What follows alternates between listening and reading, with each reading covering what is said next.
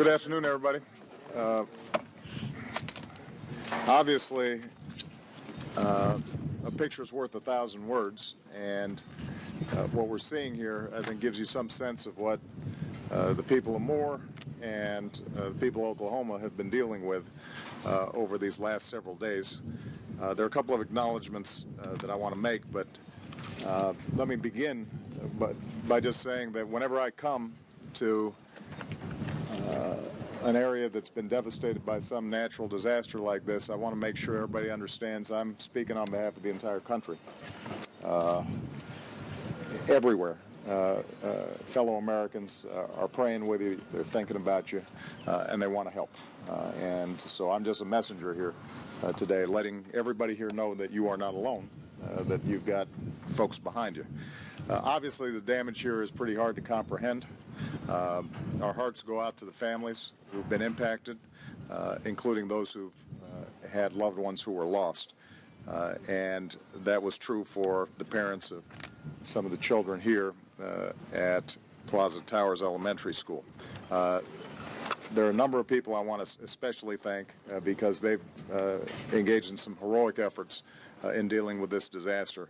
First of all, Governor Mary Phelan, thank you so much for your quick response and your outstanding work. Mayor Glenn Lewis, the mayor of Moore, who has been mayor here before when there was a disaster, and because of his strong spirit and sense of community, has been able to help lead the community through this disaster. We very much appreciate your work. Representative Tom Cole, not only is this his congressional district, but more importantly, this is his hometown. And so, for him, this carries a special sadness, but also a resolve in terms of trying to make sure that the city of Moore bounces back. Mayor Mick Cornett, Oklahoma City, a neighbor and friend, we appreciate him being here. Craig Fugate is here, and obviously we're very proud of the work that he and his FEMA team have done. Susie Pierce, Superintendent of Schools here, thank you for your leadership. Amy Simpson, I want to especially commend Plaza Towers Elementary School principal, as well as Shelley McMillan, the Briarwood Elementary School principal. They were on the ground when this happened, and because of their quick response, they're keeping a level head. They're putting kids first.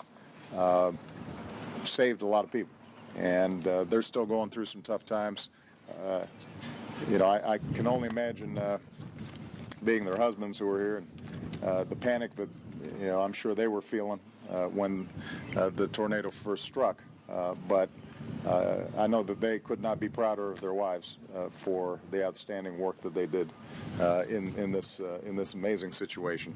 I want to thank Chief of Police Jerry Stillings and all the first responders in this area who were some of the first folks on the scene, who were putting themselves at risk to save other people's lives.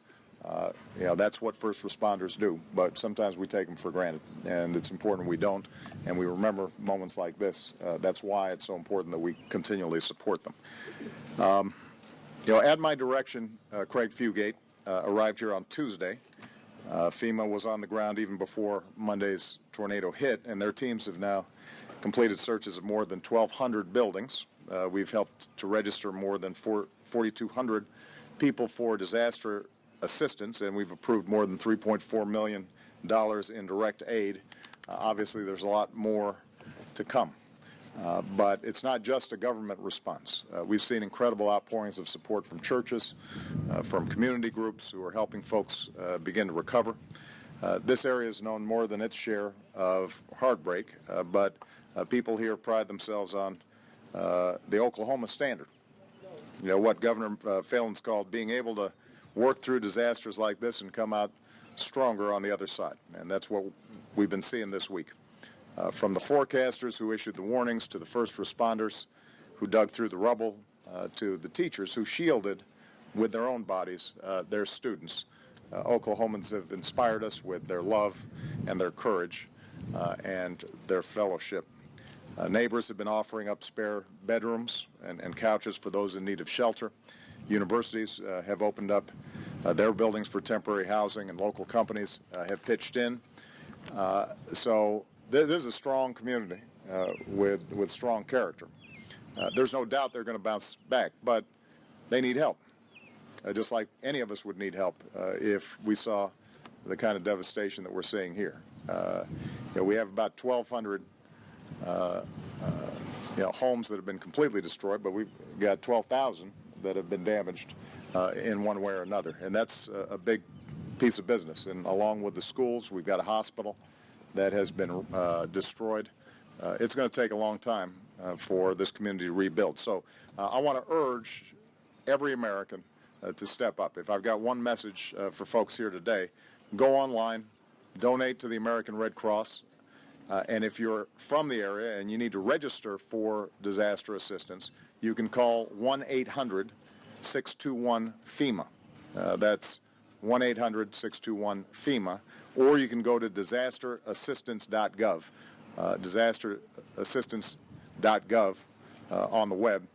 Either way, I guarantee you, if you've got some significant damage and have been impacted, go ahead and reach out, and there are going to be professionals there who are ready and willing to provide you the assistance that you need.